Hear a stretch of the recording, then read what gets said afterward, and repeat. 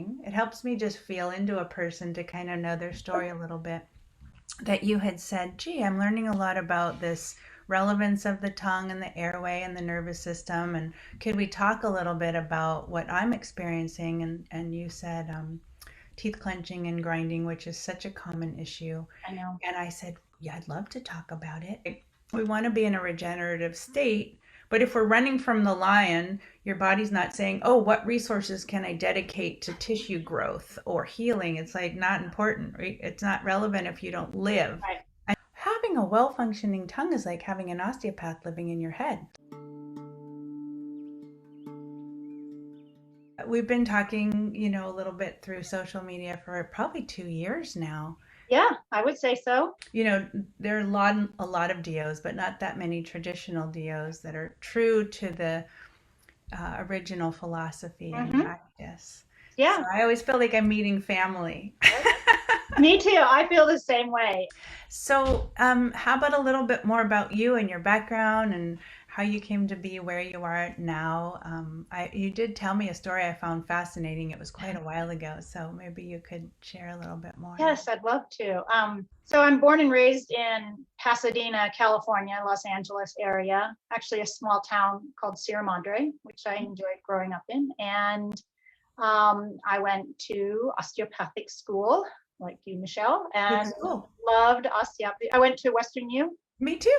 See, Yep, we're same alma mater. alumni. Uh-huh. So I went to Western U. I graduated in '98 and then did family practice residency that I finished in 2001.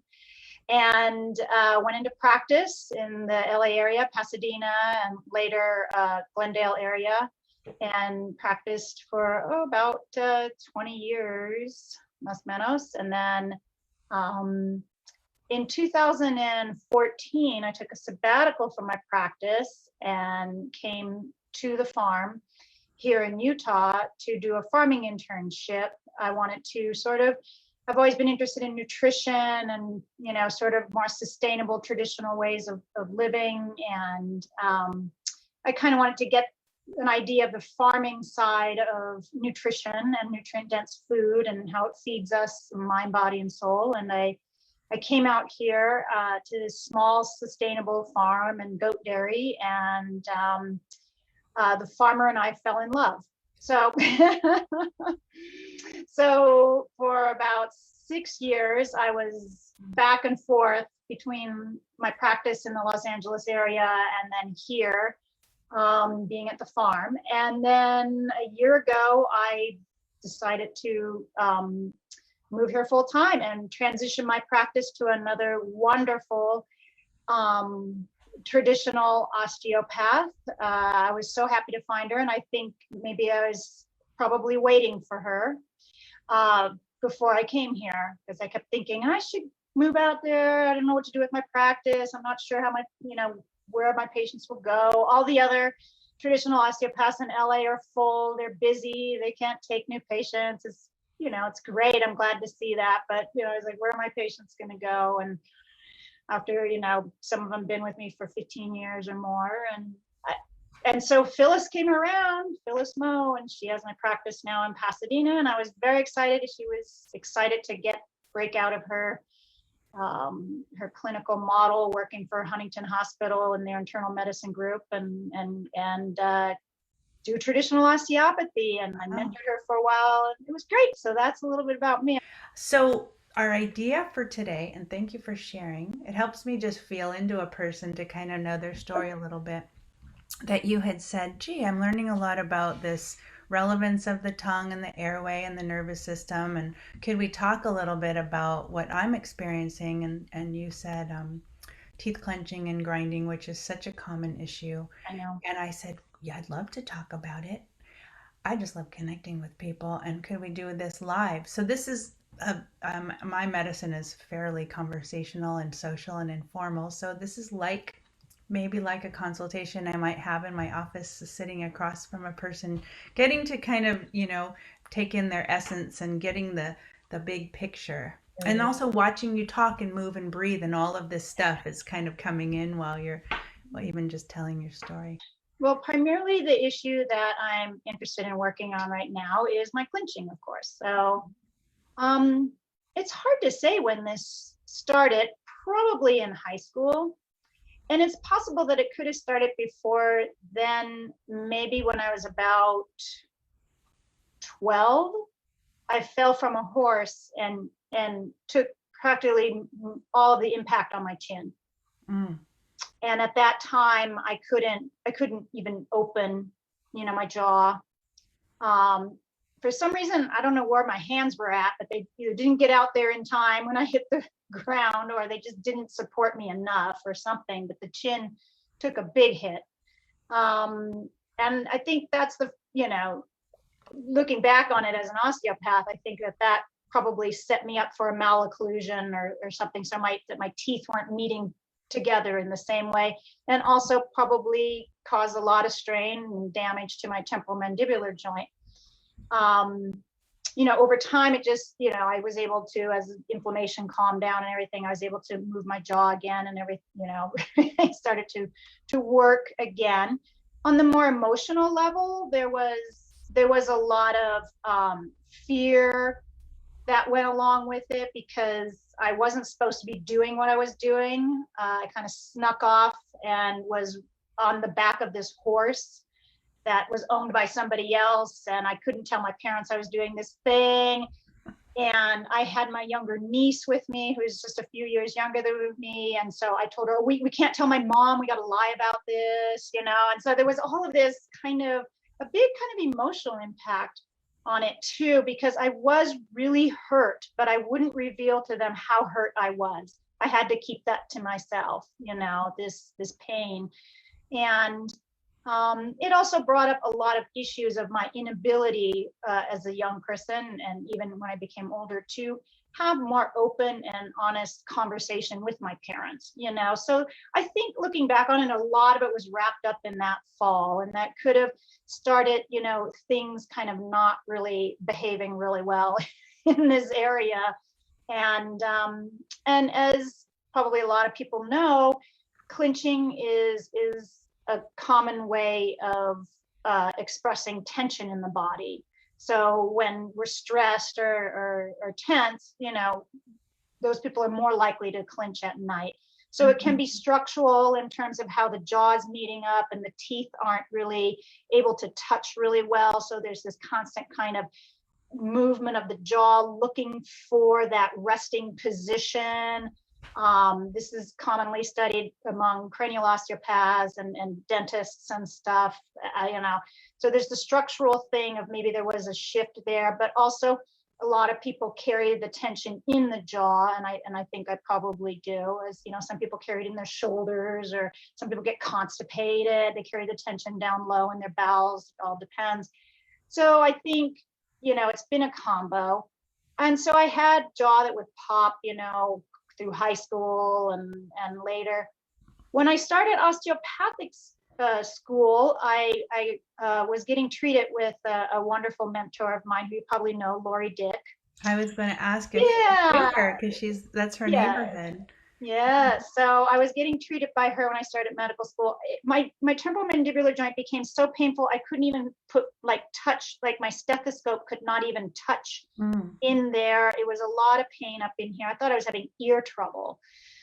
But Lori said, no, it's your temporomandibular joint, and you're clenching. And we sort of were working with that. And then in 1999, I saw a dentist who studied cranial osteopathy with one of our mentors, Viola Feynman.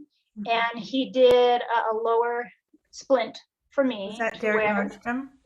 No, it was Elliot Green. Oh, okay. He's up in Beverly Hills. So Elliot Green, and he made me a lower splint, and I wore that pretty much for 20 years.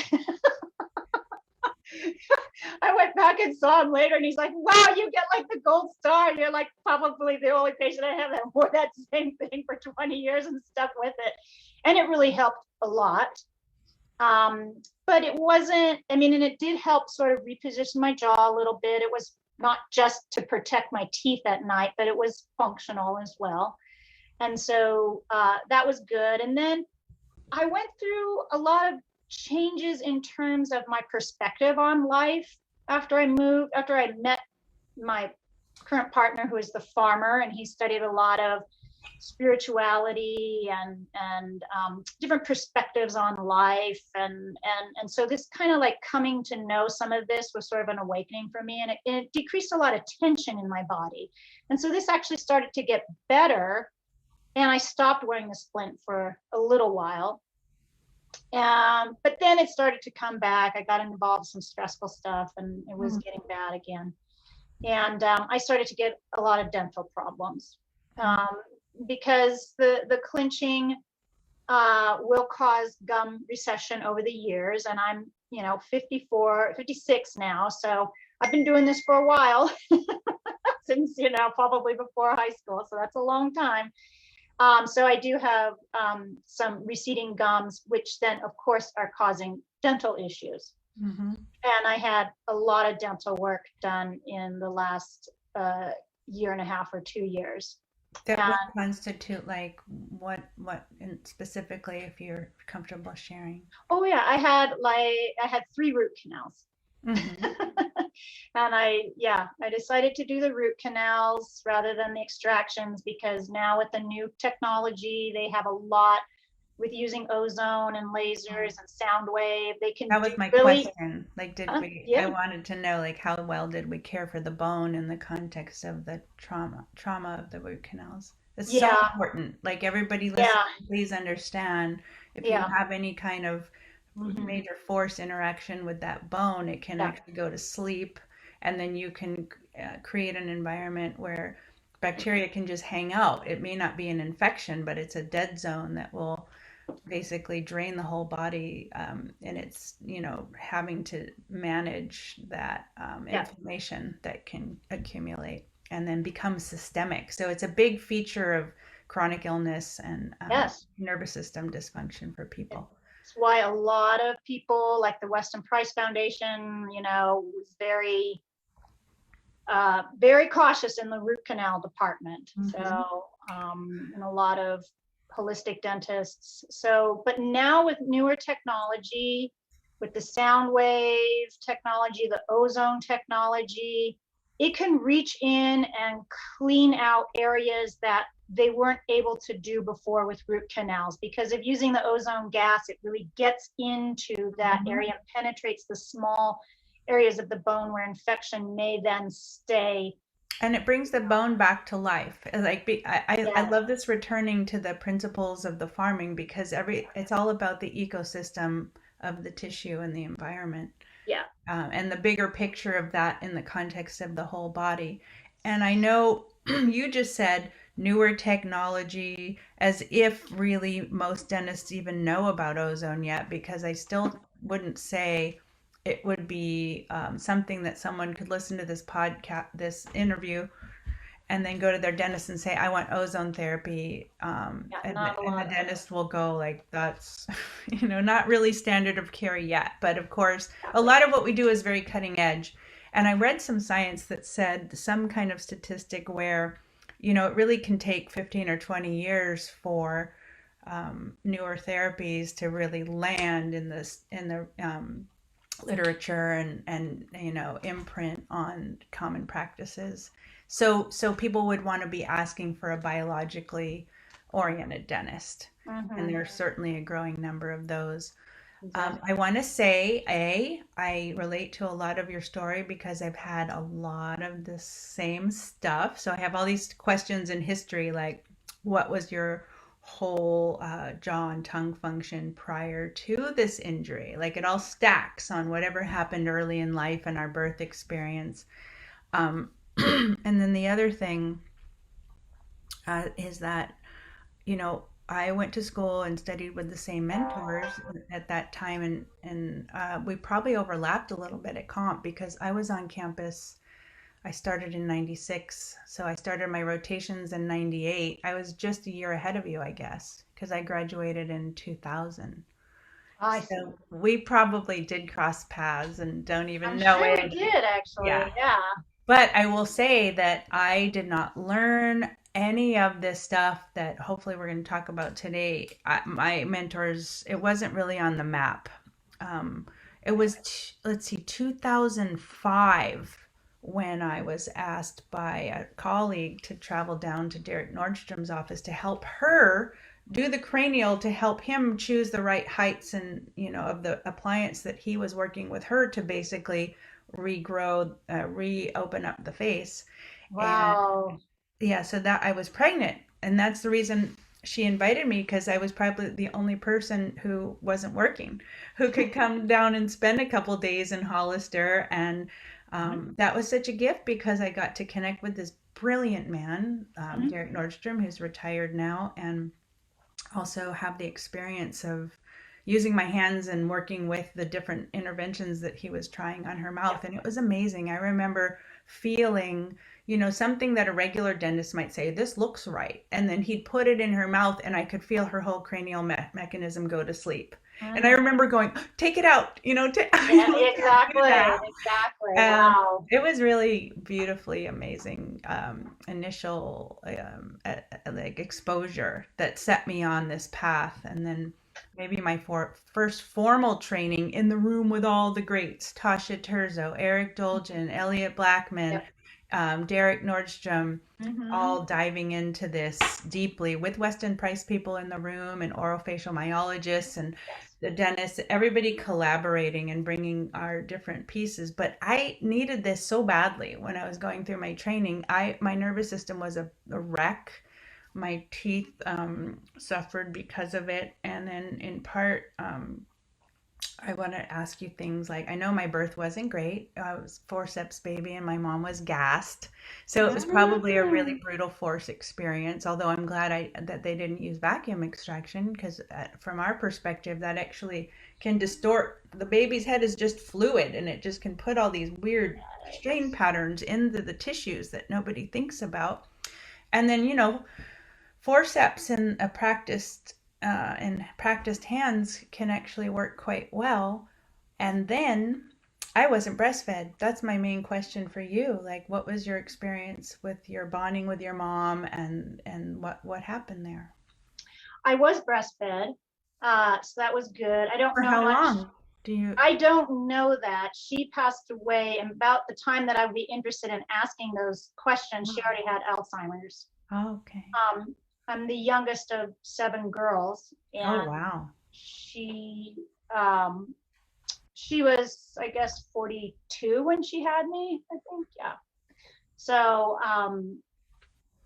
yeah, later I didn't really get the opportunity to talk to her about that Hmm. much. So some behavioral signs could kind of indicate. Firstly, I've been looking at your face and the proportions of things, and whether or not you're this kind of posture, any Yeah. kind of trend, which I'm always working with, I'm any kind noticing of that more this. and more in Yeah, photos. because we get the most space to pass air when the jaw is out, which is maybe what that appliance on the lower teeth was trying to move this jaw Mhm, mandible bone forward to create a little more space for the air in the back of the throat, but mhm, also more space for the uvula and to not be irritating the vagal pathway, yeah. because when there's not enough space back there, you can be knocking out your parasympathetics just from an incorrect swallow, or just from being horizontal and having the tongue kind of lapse in and smash the uvula on the back of the throat. And then we have sometimes this, cranial nerve 12 compression to the tongue or other muscles of the oropharynx throat that we have maybe from your fall, right, which was also a whiplash, which would have affected the whole spine, Mhm. capturing or compressing the cranial nerves at the base of the throat and disallowing the tone of all of the tongue and the other muscles back here that Wow, would allow for some creation of space for air to pass. Because if the body's struggling to get air, it's just going to activate the autonomics right away, and your clenching and grinding can yeah. come just from any kind of struggling for air in the night that you may be completely unconscious of. So I ask people, like, How restless is your sleep? You may not know, but you may notice your blankets are all over the place in the morning. Mhm. Versus, if I've been doing some good work with my throat and I've had a couple of good breakthroughs, I'll wake up in the morning and my bed's still made. I just don't have to Wow. do, right? It's really That's great. interesting, these questions that give so much Wow. information. I Yeah. have a weighted blanket now too. I love that. Oh, Like the grounding, the feeling of just like stabilizing my whole system and calming it. yes. And some other clues we have would be if you ever breathed through your mouth as a child, which of course if we have allergies or we're prone to do. Um, and would you have any memory of No, that? I know I didn't have any allergies. I know I've never been a mouth breather because even to this day, if I have a cold or something, I Hmm. can't mouth breathe. It drives me crazy. Oh, interesting. That's really Oh, a I can't. bonus. It really like I have to force myself, if I'm really congested, Hmm. well, I just have to force myself to breathe through my mouth sometimes to get I to see. sleep, maybe just a few nights, when I'm sick, maybe Hmm. once in a while, not that often. Well, so I don't Drives me forget. crazy. Yeah, I want to just, this is a good moment to kind of throw in that um, exhaling, like breathing normally, then exhaling, and then closing the nose and rocking the head back and forth 10 times. And then doing Wow. that sequence five or so times is 90+% reliable to open the nose, even if you have a sinus infection. This is a buteyko practice. So you could Oh, Google, wow. That's great to right, know. on YouTube, Patrick Excellent. McGowan. I've He's an heard of this. instructor. Yeah. So he has several videos on nasal clearing technique, and so does Robert Littman, who is a Buteyko breathing expert and also a continuum movement expert who worked with Emily Conrad and also at Andrew Weil's school in Arizona for years and years. And he is a master of so many things. And he's actually, his teaching is shared in this group. He has his own version of nasal clearing, and of course you do what works. You explore your body and you figure out what is your sweet spot with the number of times you do what. So that's huge, and therefore you're probably not someone who snores at night. No, I don't think so. Maybe like a, a tad here and there, Mm-hmm. depending on my chin position, Mm-hmm. but it's not so much through my mouth, um, Interesting. if it happens, but it's more So through the nose, okay. kind of. So No do you? issue of allergies, except when I went through a real stressful period, probably 4, 5, 6, no, it was way before. So it was like 8 years ago. I think I developed a lot of congestion and allergy issues, I think, as a symptom of adrenal fatigue. Mm-hmm. But that has passed, and I don't have any issue with that. That lasted a couple years. Got it. Other than that, no. So yeah, it's really so interesting though that to tie it all together and know how deeply stress, which can be a toxin exposure, or what it can kind of just dissociate the coordination of these fine, the integration of all these functions. You might not think that stress would lead to adrenal fatigue, but it's an immune system dissociation, which I would call like the nervous system and the immune system one thing. Like to me, if you're grinding and clenching, your autonomics are not quite settled. And so your immune system will be reduced by some amount based on the body being distracted doing that survival response. Oh, I see. Doesn't that make Wow. sense? Yes, It's that really does. That's logical, a great connection. right? So it's really basic. Like we want to be in a regenerative state, but if we're running from the lion, your body's not saying, "Oh, what resources can I dedicate to tissue growth or healing?" It's like not important, right? It's not relevant if you don't live. Right. And so some kind of low hovering perpetual stress can be like a lion that's lurking somewhere that never goes away, and we don't quite get to shift our the body doesn't get to shift its focus and resources to this anabolic state. So Mm-hmm. like even wound healing, like if this wound is healing slowly, what's my nervous system doing? And therefore, and the Exactly. adrenals, of course, will reflect that directly. And now I'm getting all these Chinese medicine like relevances to the bigger picture of that kidney, Wow. heart, whether or not our the life force is really anchored in the body. That's really what calms us fully. So we'll focus more on the mechanical aspects of what might encourage a fully expressed life force circulation. So going back to our interview about your early life, some of the cues, some people don't even know who their parents are, or never knew if they were breastfed or not, or for how long, because back to Weston Price, tribally speaking, the full development of the face apparently occurs in indigenous cultures. There's like a 2 to 3 year window of breastfeeding that's required typically for the full development. Few of us really get that. Wow. And then think about the Western culture, our births, because maybe our moms are so much more contracted, because our culture is so contracted, our birth experiences are more difficult. So in order for breastfeeding to, what it is this pumping open and releasing of all the strain patterns in the head, as well as training the nervous system to regulate. This is what we do in the first year of life and in utero, which is more revealed through the polyvagal theory, that if we don't ever learn how to settle from our parent, our mother, um, our primary caregiver, through really sufficient bonding, that in and of itself is an injury. And now my cat is trying to get out. Hang on 1 second. And so this idea of like not breastfeeding because, I don't know, we have reasons not to do it. We have to get back to work. It's not convenient. It's you know, we give them good formula. We think it's okay. And Weston Price does have this like mimicking of breast formula, mimicking of breast milk. It's really loud out there. If you can't breastfeed, so there are ways to kind of make the best of it, but it's really the holding and the bonding and the connecting that train the nervous system early on, where that it's actually growing neurons to rest in a regulated state.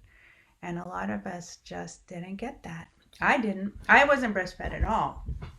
My mom was in the fanciest hospital in New York City. She wanted the best, you know. She probably would have done so much better if she just stayed with our local doctor in Brooklyn. But they made fun of, there was a French woman across from her in labor and delivery, and she insisted on breastfeeding, and everybody made fun of her. It was just not the thing. Wow, Right? really? And we, in the 60s, yeah, and we just had no idea what the expense of that would be, right? And not only in the nervous system, but in the creating of enough space for air to move, and then um, tongue function, which I wasn't taught when I was studying with the mentors in the area of our school, which is that if the tongue, through the powerful connection of suction that's required to get the milk out of the breast, if that training doesn't happen early, we have this sort of wimpy tongue palate contact. But that vertical force, um, it can send about a pound of pressure through the skull every time we swallow, 1 to 2,000 times a day, which is like a cranial treatment, kind of like helping the whole head. I think of it as wave transmissibility. You know, like whether you believe that sutures move or not, there's the ability for wave to move, vibrate through the head and just keep stimulating all the cells and all the tissues. And of course, whatever the head's doing, the pelvis is doing. And of course, whatever the head and the pelvis are doing, the spine is doing. So Yes, when this thing, yes. right, when this thing kind of just never happened, um, I mean, like I'm looking at your body, and I would be really curious about your whole right side. I'm looking at, I just can, by the way you're sitting, I don't know, but I see like, oh, this holding behind your heart, and then it goes all the way down to the base of your spine. We all have our way of our best case scenario of creating stability, right? But it's also the story of all of the things that had us have to like respond in some compensating way. So whatever's happening here is echoed everywhere.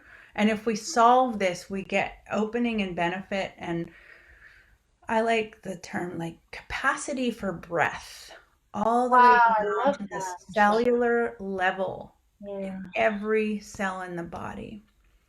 And the nervous Wow. system state directly translates to this breath capacity at the cellular level. And the tongue function directly um, directly basically dictates what's going on with the nervous system to a large degree.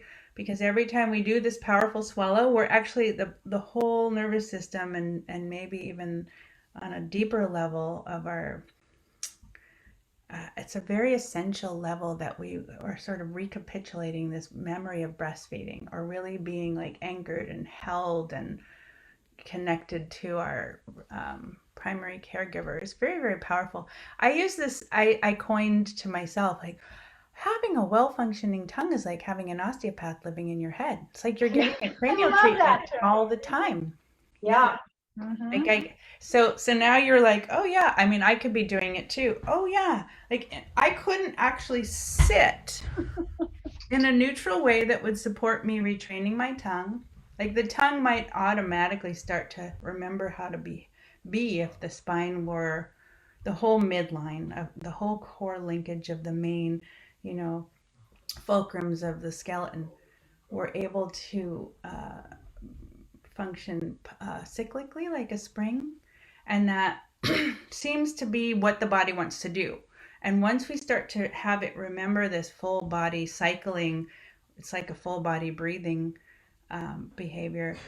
It's like all the little pieces of it start to come back online. Hmm. So I don't have people just, oh, go practice, you know, sit in a bucket seat and then try suctioning your tongue and bringing all of this back to life. It's a full body remembering of this full system Wow. breath. So I think I'll show you just for fun because this chair is so cool. I'm on this MoMA design, like springy, cool chair Wow. that I can have a wide contact and actually my knees are low. Okay. Let's see if I move back. Because what we want to have to support, this is very related to clenching, right? Our clenching retraining begins with our weight being on our thighs more than the sit bones. Okay. And that begins to allow the spine to organically start to unwind its strain patterns and begin to allow the tissues to release, and then all the little fine nerves to all these functions become it's like tissues start to reinflate and hydrate, and then the nerves are less compressed and we can start running current and communication Okay. between all these functions. There you go. See, and I can feel you, like I just felt your breath go down further into your diaphragm, into your pelvis, ultimately into the floor, and Hmm. then the 360-degree space around you. You know why this interview is so perfect right now? I just wrote what I think is the best article ever about this systemic breath function. And so I will be sharing it with you all on the heels of this interview. Oh, excellent. So Yeah, I have cool. a couple things to add, and um, I could go on some more tangents because I really just love treating people when all this stuff is tended to, and then I get to get right to the meat of whatever won't release, the complicated stuff. It's much more fun for me. Um, versus early in my career, I was like, I keep treating the same thing, and this person isn't progressing, and then they just go out and they're not conscious of the things they could be doing to be feeling so much better all of the time, and then they just do that as long as they can, and then they come in and collapse on my table and say, resuscitate me. And I'm like, what's wrong with this picture? It's not as collaborative or social or creative, or it's like the laboratory of this whole uh it's like a terrain reclamation. It's very ecological. Like, we need all hands and eyes on deck, and the patient is, of course, um, the most. It's like you're the author of your book, and then I'll pop in as a fresh set of eyes and give some suggestions. I But I'm not love the that driver, analogy. That's so great. right? And Yes, then we're not exhausted and codependent with our patients. exactly.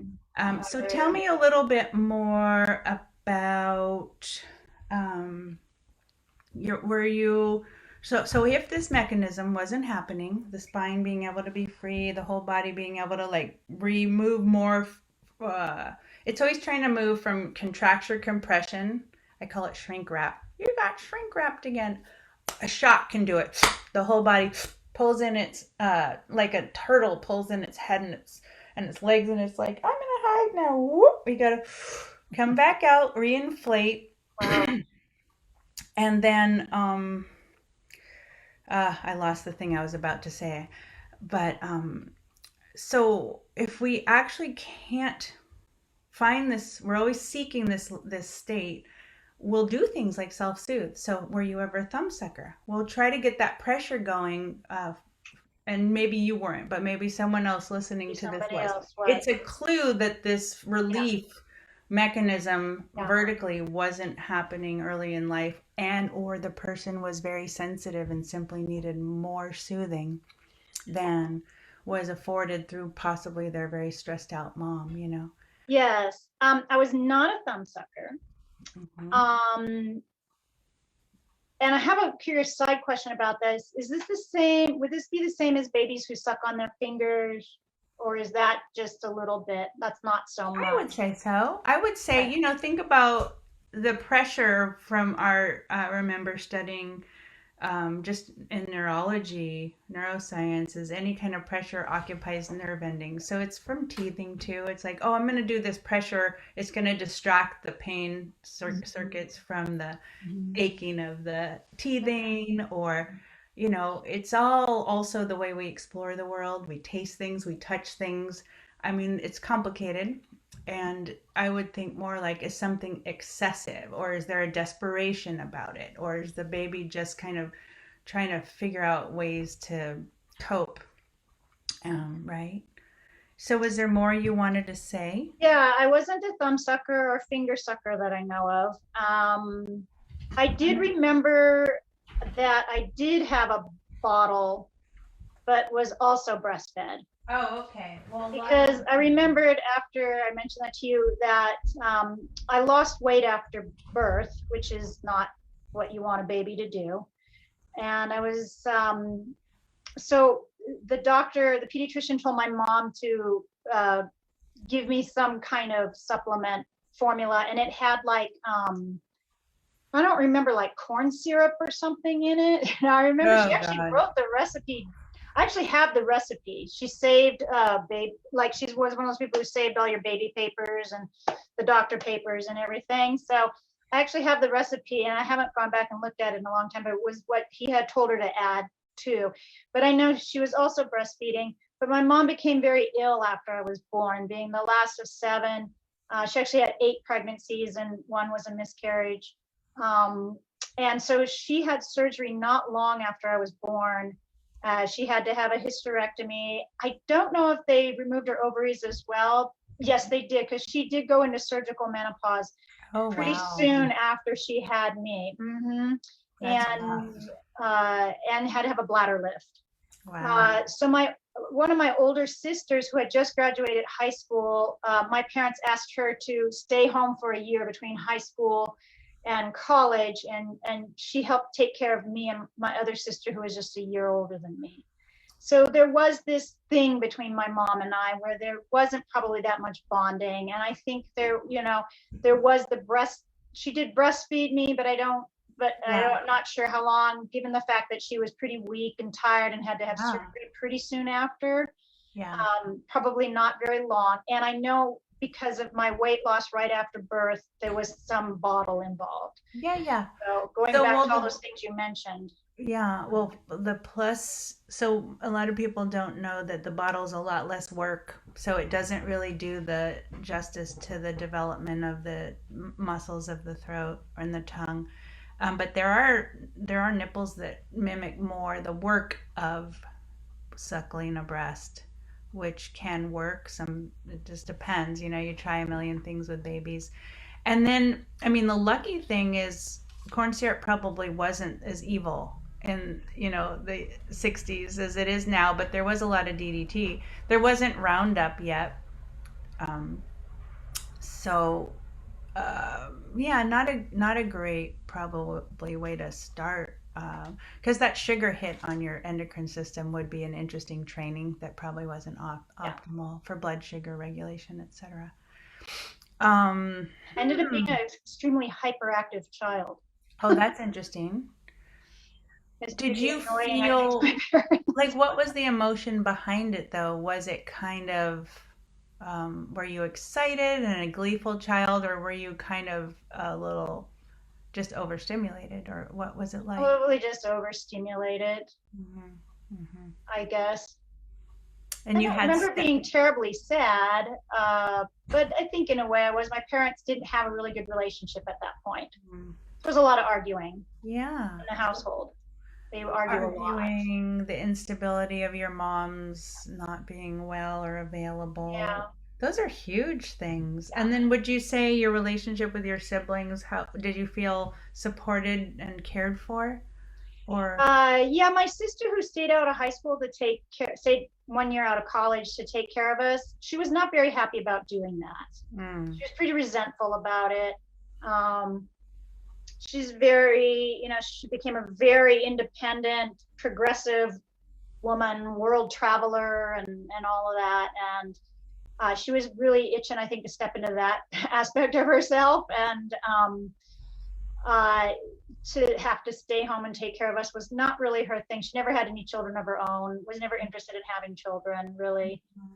She passed away at 20 years ago. She had cancer. oh wow. She had ovarian cancer, and she passed away 20 years ago. We maintained a pretty tight relationship, as she was, of course, sort of my surrogate mother. Mm, Um, so, but then, as soon as she stopped taking care of me, she left. She went to San Francisco, and then she moved to Europe in the early 70s and lived there and then all over the world. So she was pretty in and out.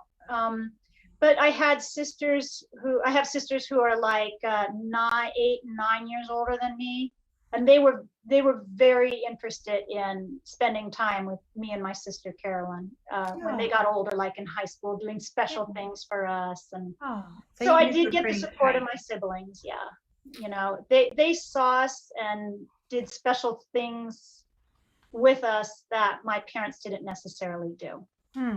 So a Like lot of special difficulty, treatments. but a lot of love also, in spite of everything. Hmm. That's beautiful.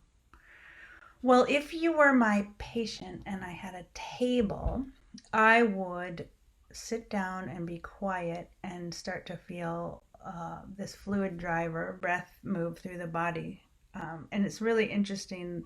The way I work is the more of the biodynamic approach with tracking the unfolding of healing in the body. So it's really putting the attention on what works and not what doesn't work. Like people will say, "Oh, this shoulder, blah blah blah," and I'll be like, "Okay, well, let's see what your body wants to do." And if I get like, I usually start on some of the big junctions lower in the body, like the apex of the T spine behind the heart is a big one.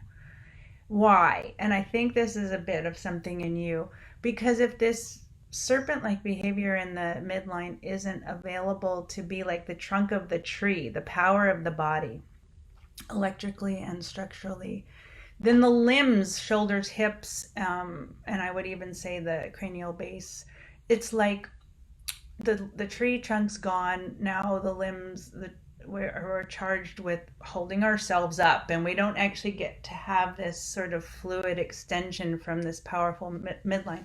This concept is kind of the basis of all martial arts, right? You run your fluid connection to the ground and the sky, and then the rest of the body can be supple and responsive and really transmit a lot of power. And then what we do instead is we kind of confine our presence to this shallower breathing state because we don't have this active midline, like life force lung function. And so we're not harvesting a lot of that healing energy, even that can be coming from moving our life force and also connecting to the ground. I just found the papers of Richard Feynman, one of the most famous physicists of all time, where he talks about the electron transfer between the earth and the body. Oh, And that wow. there's this circuit. I've got to get my hands on these papers, but he spelled it out, and it was, a concept that was ahead of its time, probably in the 70s or 80s, at least in mainstream. And so it's like we think we actually exist in a vacuum, but we're actually entrained or synchronized with forces in nature, the ground, um, the greater universal forces, and there's a polarity to it. And I think about it in terms of like we're trying to live without the holding of that much bigger container, which would be the feminine pole into the earth and the masculine pole. And then we suspend between those two and we let all this cycling include our bodies, and in doing so, we have a lot more potency for healing, certainly a lot more intelligence because we're way outside, we're way beyond, you know, human body level mind intelligence. We actually get to harvest the brilliance of nature and have insights and, you know, learning through Wow. the right. This is On the powerful. show, This it's beautiful. well, Wow. it's Yeah. like it's like Wow. where we need to be. We need to be able to resource at this level if we're really going to solve what's going on in the greater sense on the planet. Because we're not going to fix it with the same mechanism that created it.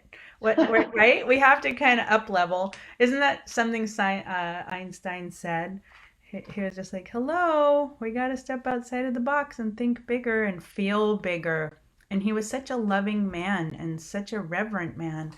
And it's like this connection to this larger thing allows our, I mean, heart energy for sure. It allows all of this opening in the chest to happen and for us to move through the world with availability and you know, the ability to participate and connect. And then when we're doing this different structural thing, we crowd anteriorly in the front body, and we kind of blunt this electrical communication. And we can do that simply by checking out when we're sitting and letting our structure collapse. Like we can actually, and this is a fight or flight position. And then when we start to activate this fluid midline and we actually find that the, you know, when you're in your mind, you're not aware of the behind you. But when you start to log on in this bigger way, we become three-dimensional, and then this whole posterior aspect, Wow. including our essence radiating into the space around us, our electromagnetic space, we have so much more support through that. But we also activate the parasympathetic. We balance the nervous system this way, right? Front body activation, parasympathetic, sympathetic behavior, posterior body activation, parasympathetic behavior. And then, of course, we want to find the sweet spot between the two and harvest them both in some kind of dynamic flow because we need them all. Parasympathetic's not necessarily better. I mean, too Right. much of it means we're apathetic and we check out, Yep. right? Mm-hmm. So engagement, dynamic, you know, harvesting of the balance between the two, and this is how like I in order to render the structure moldable to what would be, you know, logical, let's do some tongue training. Well, if your bones are just like gripped and that how much it's not a very efficient way to like they say if you look at the tongue training videos through like John Mew and his Mike Mew, his son, and they coined, and it's quite brilliant. You know, early on in the '60s, started talking about this way that the tongue shapes the face, and I think his father invented the bioblock and ways to start to kind of create space and balance in the face through these appliances. And what they say is, well, you can only really expect the face to remodel, you know, significantly enough to change a pattern if you're still growing. So that would be like, you know, no later than your teens, unless you have osteopathy or some other way with qigong or yoga or, you know, in their purest forms that are in their practice as intended, start to open up all of this conductivity through the body and actually um, change the hydration level of the tissues because you have electricity going in. You could call it meridians, whatever. I don't really know that level of the anatomy, but what I feel is the current moves through, and then the moisture, the fluid, they're one, right? The water molecules are actually carriers, Yes. right? Water conducts electricity. Yep. Yes, that means we need to drink water, but we could drink all the water in the world if we don't have an active life force circulation. it doesn't really have a job. It doesn't really penetrate our tissues because it's not alive. It's not really active. Yes. Right. So we know like all of this water science that I'm fascinated with is like Yes. how do we avail ourselves of water and like water with alive water, water as it is in nature, so that our bodies are, it's actually recognizable, biologically compatible that this water can go in and start to support this electrical communication. So when I start to work with a person, I'm like, we got to activate this full body circulation of fluids and electricity, and then get the anatomy to a place through our moment to moment behaviors, not just a once a week treatment for an hour.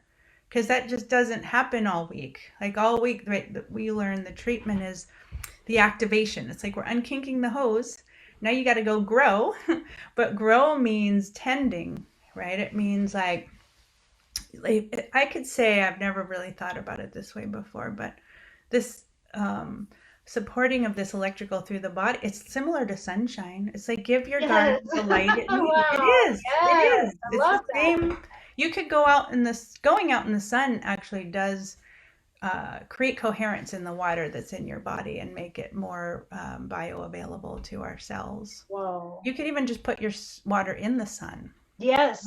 I I've been make a doing picture of water. I actually have a water, um, they have all these vortexing and structuring kinds of technologies, and I'm interested in those things because they taste so much better and they just feel so much better. And like on my body, I can actually feel the water going in, and then I don't have to drink as much, and then I don't not in the bathroom all day. I'm actually hydrating. So I have people do their own osteopathy most of the all the time, and then they're so much easier to treat, and then they're not career patients. So if somebody says, oh, I just need to go to my whoever once a week, I'm like, red flag. What's wrong with this picture? Because if you're breathing, your body will breathe itself open Yes. over time. And you may need a little help, and if you're not progressing and you simply need to be held in some kind of maintenance level and you're not progressing, I'm just like, we're missing something here. Exactly. So um, I'm sure you and I both could use.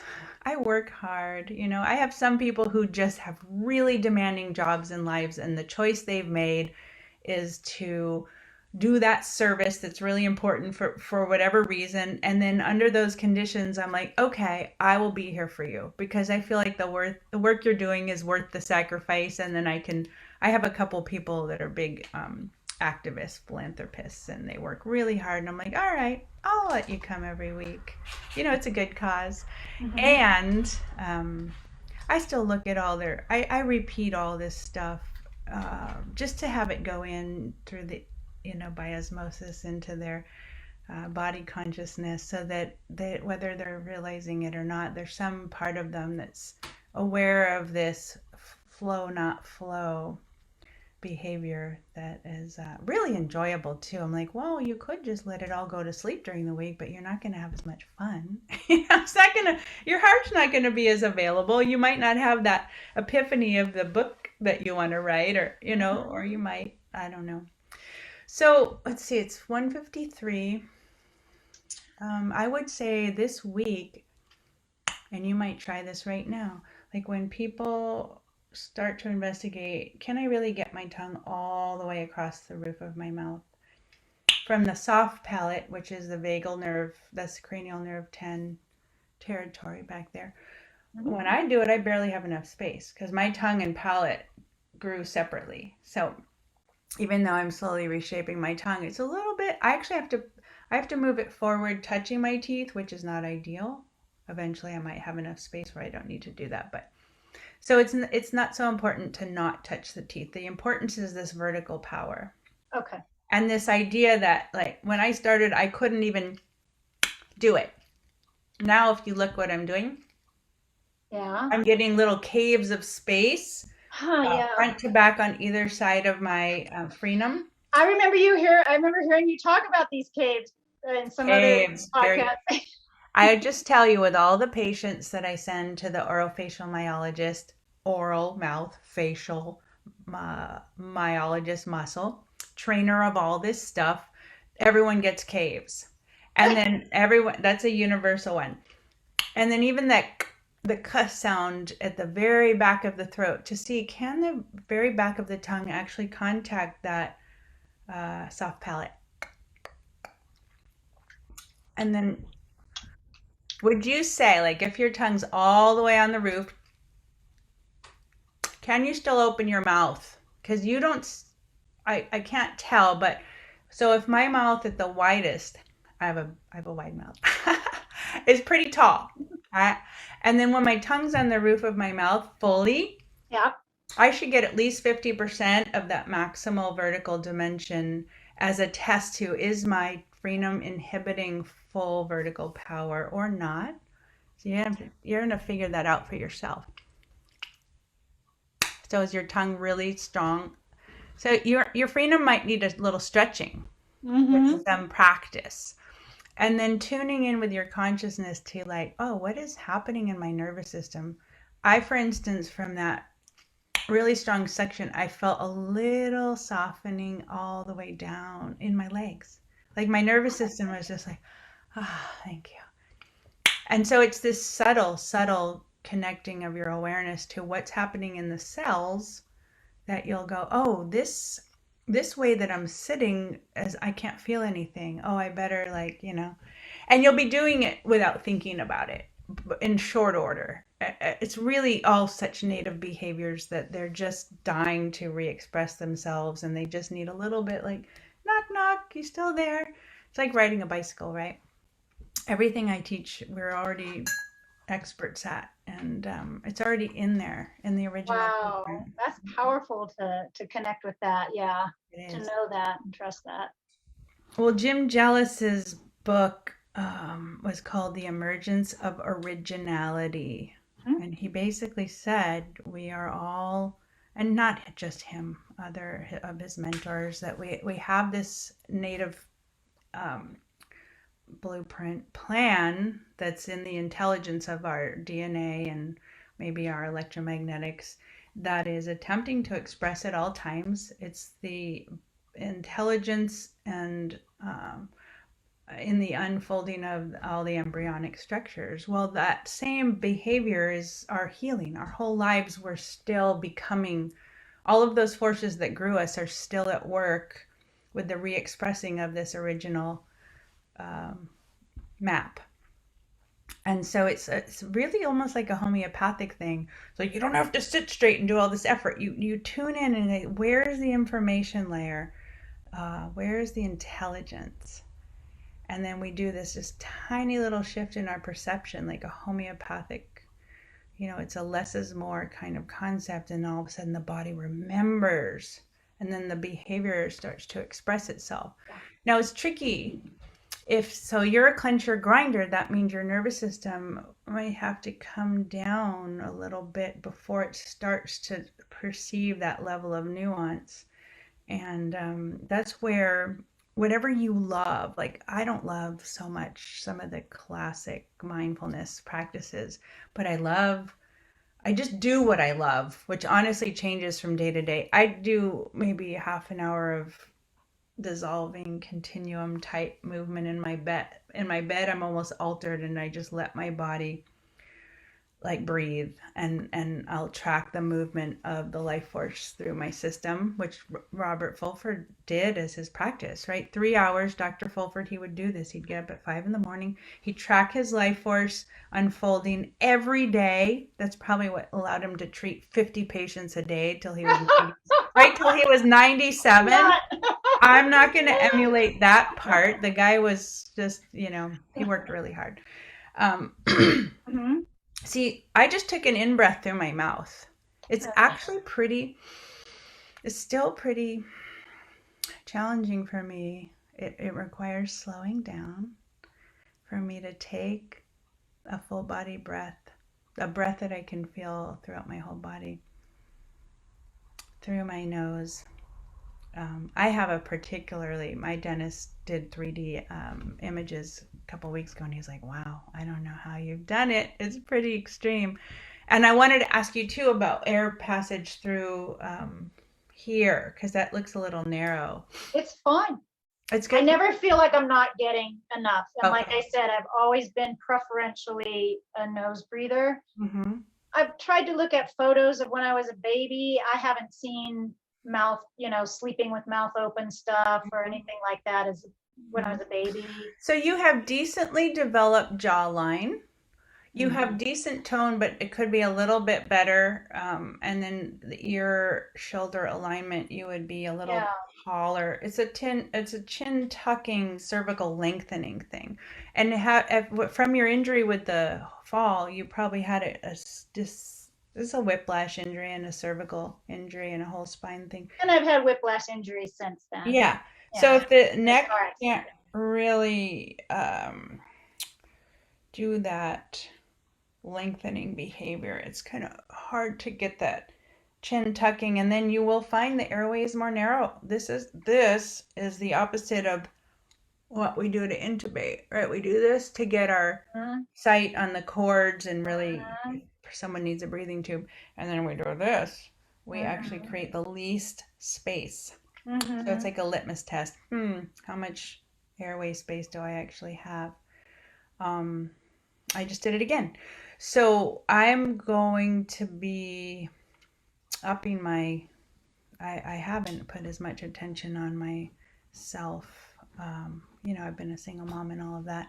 And I actually think that having nervous system challenges for me has been compression, like an athlete training at altitude. I've had to really pull out a lot of tools, and I've had to do so much that I might not have been motivated to do if my situation was easy. Um, but I'm ready to have some of that improve. So, Good for you. That sounds great. so what I would say for you, because you can, I'll send you. I mean, my website has pretty much everything I just talked about in little educational bite-sized chunks under accessing flow on my little blogs.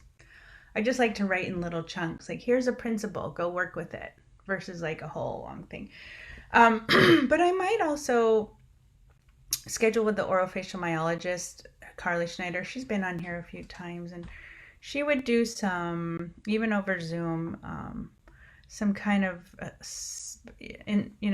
tailored assessments of specific things for you. Like she'll have you do this and say, can you feel this? And make sure you actually have full cranial nerve activation, because I don't. She That's an added layer to her offerings. Most orofacial myologists don't know the cranial nerve map. She's just taken it upon herself to study with people who are doing that very cutting edge work that the world doesn't even know about yet. So Wow.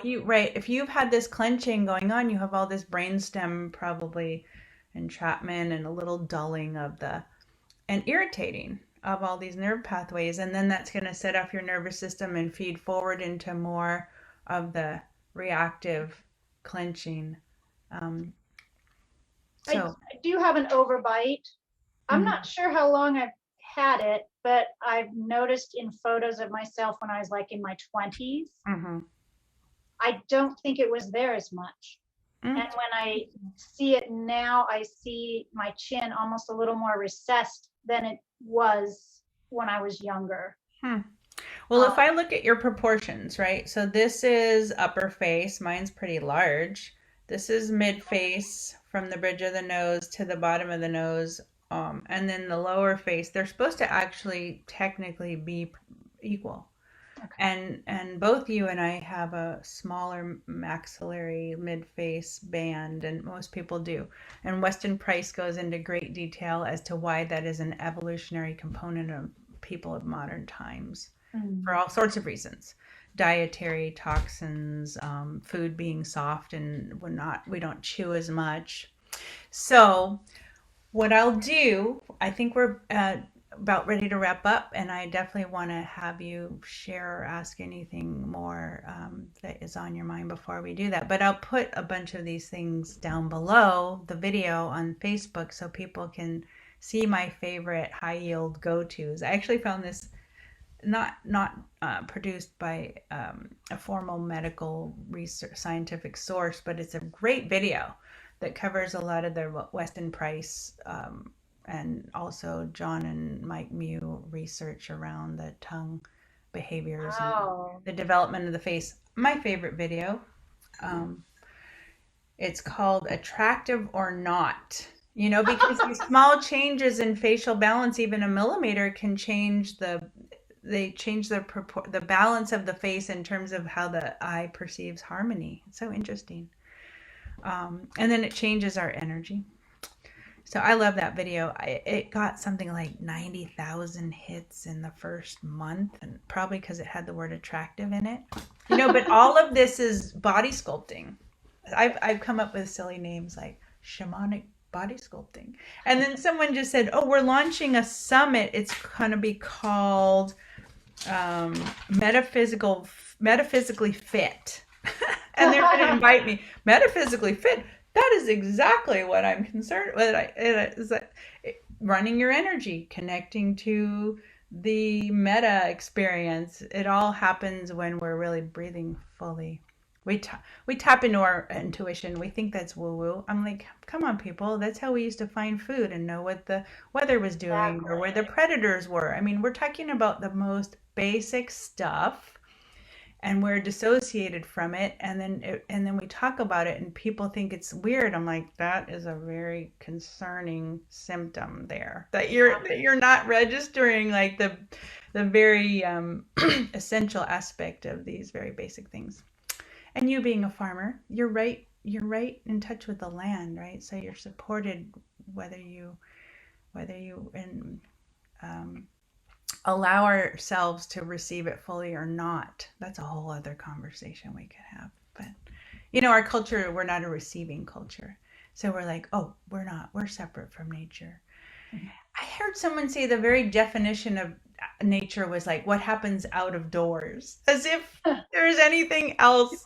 But in our minds, in our value system, or we think, well, we're separate, and nature's that cool thing that's pretty that we get to go sit in every once in a while and relax.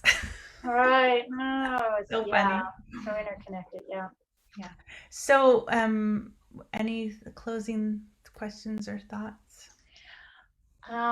When you were talking about breathing in the back and opening up the parasympathetic, just hearing you say that felt really good. And then I, of course, did it, Yeah. practiced it a few times. And it's Psychologists. big. I think They it's they big look for at your posture and they're this like, medicine. oh, they know where your mood's at just by what your body's doing. It's huge. And so we have so much power to shift our mindset and our like emotional state just through. And then I realized, wow, like this is so huge. My mind was like, a year of sitting unconsciously could equate to a car accident. I mean, Wow. obviously, yeah, it's big. Yeah. I'm just going to not breathe every moment in this really full way for a whole year, and then wonder why, you get these calls. I didn't do anything. I just woke up and my back is completely locked up. I didn't lift anything. What? Well, yeah, but you slowly went to sleep and dehydrated for the entirety of maybe the last, I don't know, 40 years of your life, and you did pretty well, I'd say, under the circumstances. And then you shift that and you're like, oh, I'm actually going to breathe just a little bit or have a little bit of conscious connection to my tissues. Just 1% every moment of the day. It's like how one drop of a leaky faucet will fill a swimming pool in the course of a Yes. month or two, right? It's So like these true. little things Yes. make this, they're everything. Wow. They're everything. Wow. That is so big. Yes. Wow. It's big stuff. Anything else? No, I'm All excited right. to do some more. Oh, I think I should show you. I am wearing a splint again Oh, now. yeah, let's see it.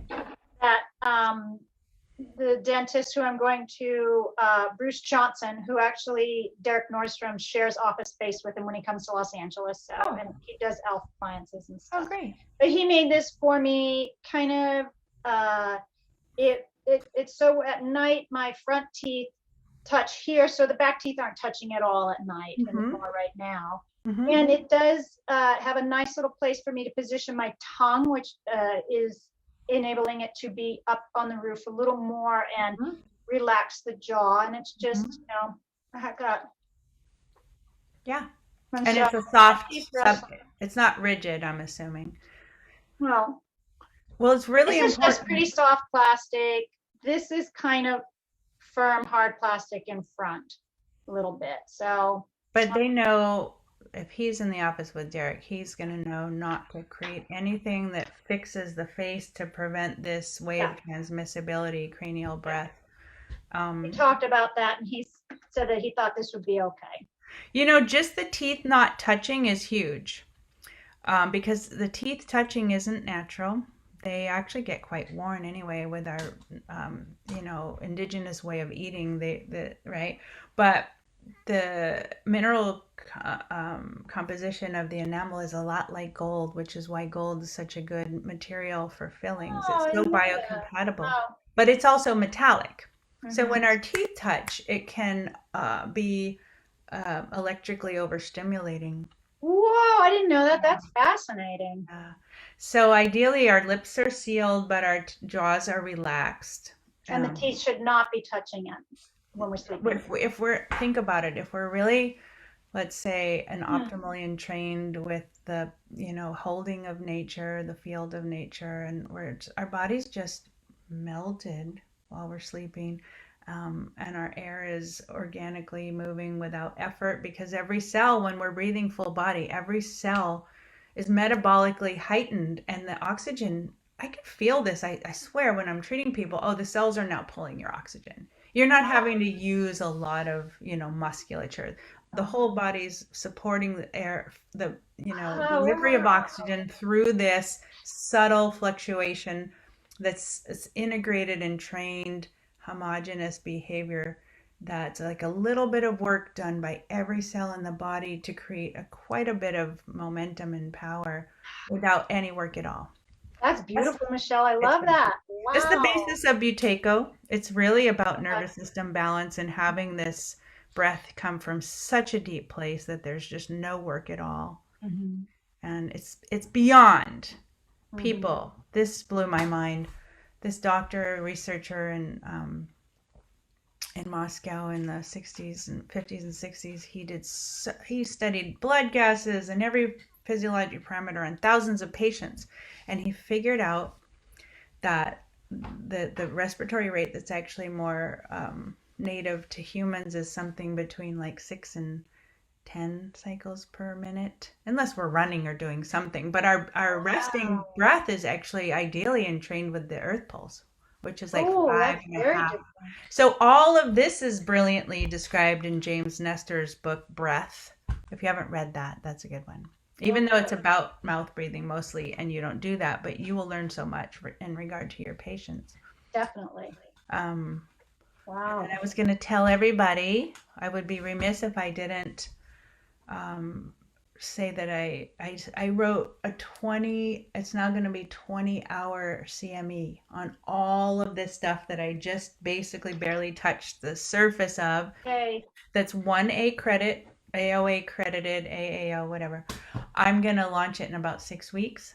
So it's going to be 20 units of 1A for basically meditating and doing energy work and talking about all this cool stuff in a dropped in state. And then we have the study group where um, oh, you get to post below for all of us, like little like insights coming through what we learned today. Good. Uh, yeah, I'm. It's all about like connecting and like sharing our brilliance and our. We all have different wiring. We all have different sight, and kind of bringing our sight and heads together and hearts together to create synergistically, because we're tribal, right? If Yes. we lived tribally, we would be in a much different relationship with the soil and the planet, and just different things would make sense. Oh, actually, we're supposed to be generating all this vitality and possibility. Well, that doesn't happen when we're competing and, dominating each other or the earth. So it's kind of deep stuff. Oh, yeah. I love this deep dive. This is really fabulous. I'm so glad that you're here and doing this and holding space for this kind of conversation. Wow, what a gift. Super fun. Super. Thank I'm you. just like, my whole body's like, yes, Yeah. this is so simple. Everybody, let's be ourselves and just love being here and Yeah. love this life and each other. Thank you.